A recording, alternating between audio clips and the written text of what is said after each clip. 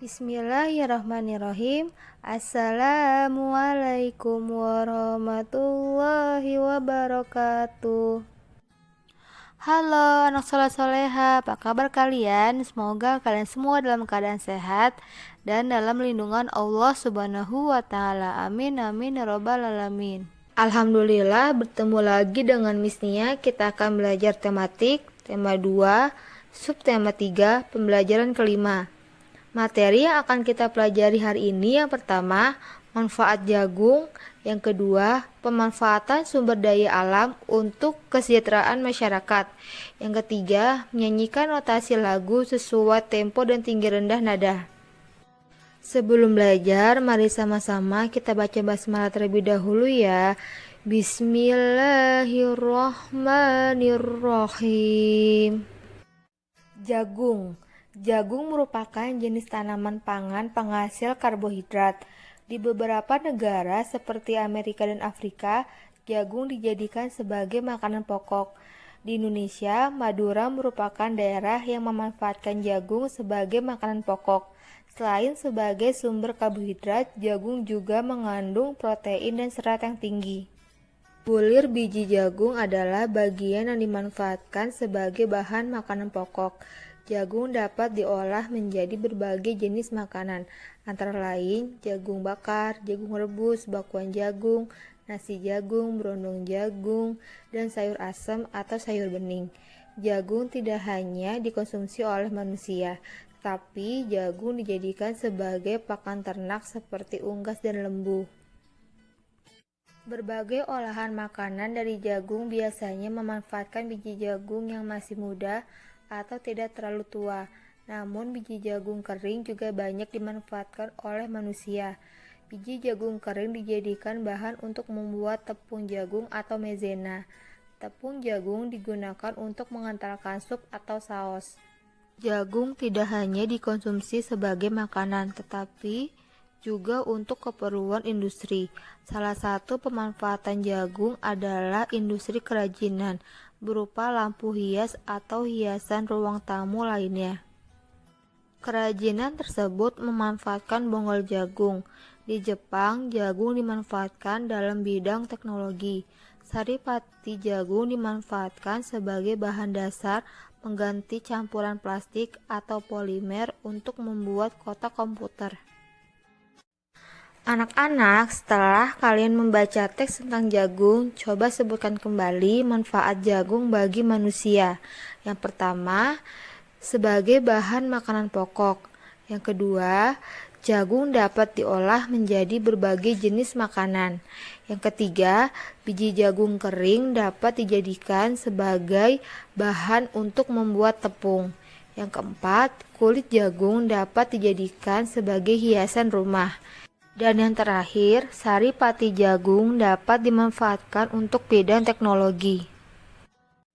Pemanfaatan sumber daya alam untuk kesejahteraan masyarakat.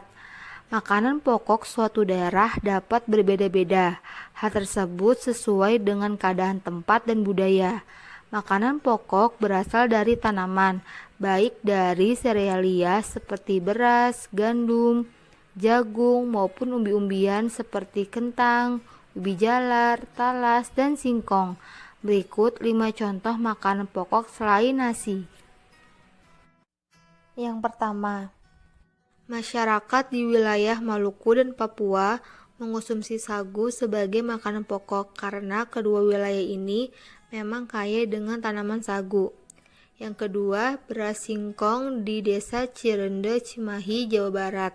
Singkong dijadikan sebagai makanan pokok mereka. Mereka mengolah singkong menjadi tepung atau beras singkong. Nomor 3, masyarakat Sigedong yang berasal dari Temanggung, Jawa Timur menjadikan nasi jagung atau sakelan sebagai makanan pokok mereka. Masyarakat di daerah Biak, Papua mengonsumsi jamawut sebagai bahan makanan pokok. Jamawut adalah sejenis tanaman serealia. Penduduk suku Dani, Jayawijaya, Papua mengkonsumsi ubi jalar sebagai makanan pokok mereka.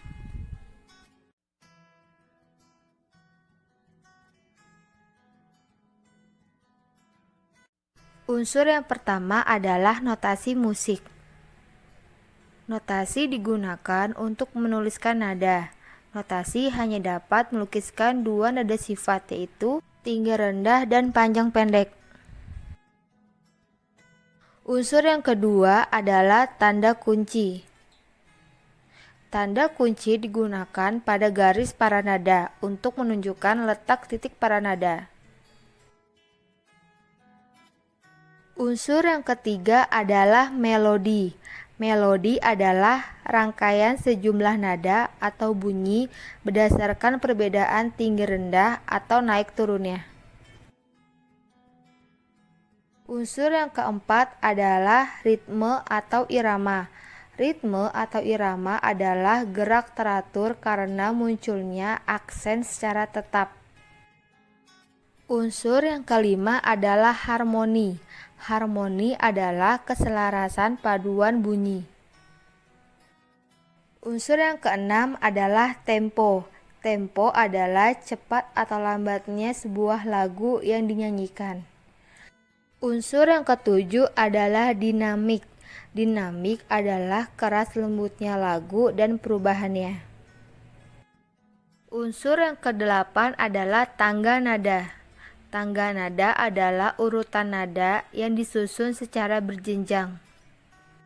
Unsur yang kesembilan adalah ekspresi. Menyanyi adalah mengungkapkan perasaan menggunakan alunan suara manusia dan kadang alunan suara instrumen musik. Menyanyi dilakukan dengan penuh perasaan.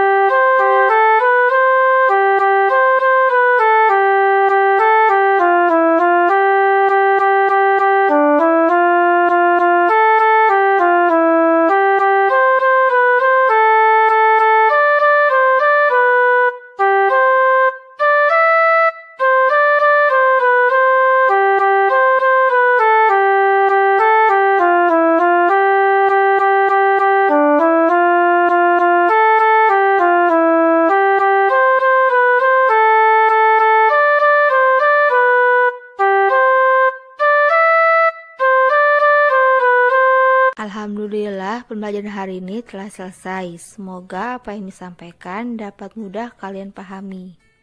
Kurang dan lebihnya Miss mohon maaf. Wabillahi taufiq hidayah. Wassalamualaikum warahmatullahi wabarakatuh. Sampai ketemu di pembelajaran selanjutnya.